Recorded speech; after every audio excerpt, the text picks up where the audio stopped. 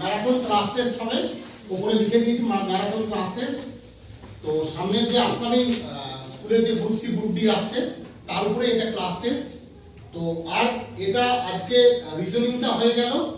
আগামীকাল কিন্তু আগামী যে রবিবার আসছে, শনিবার আসছে, সেখানে কিন্তু ম্যাথ হবে। ওখানে যে ম্যাথের যে 5টা সাবজেক্ট দিয়েছে, সব সাবজেক্টের উপর থেকে 10টা করে কোশ্চেন থাকবে, 50টা কোশ্চেন থাকবে।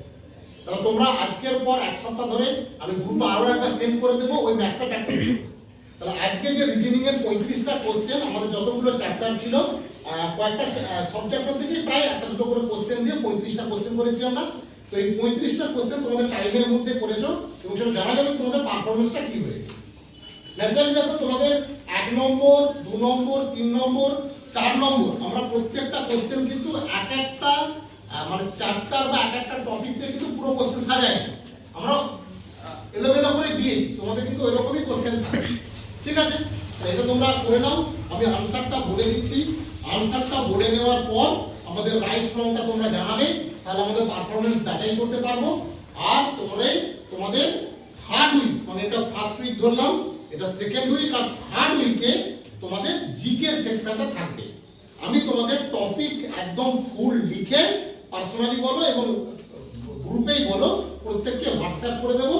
ওই টপিকগুলো একটু ভালো করে এখন থেকে যার যে বই আছে বা যদি কারো কাছে নোট না থাকে আমি নোট শেয়ার করে দেবো, আর ওই গ্রুপ থেকে তোমরা এই কোশ্চেনটা পড়তে থাকবে।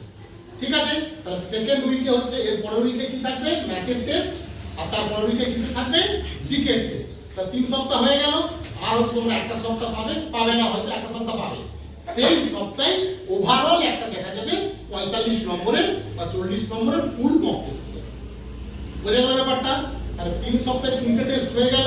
কোয়ার্টারলি টেস্ট যেগুলো হচ্ছে তোমার একটা ম্যাথ, একটা রিজনিং, একটা জিকে, আর লাস্ট উইকে একদম ফুল কম্বাইন্ড একটা সেট নেওয়া হবে, 1 ঘন্টার মধ্যে এক্সামটা নেওয়া হবে। এটা তোমাদের আশা করি মোটামুটি যতটা তোমরা তৈরি হয়েছো তার মধ্যে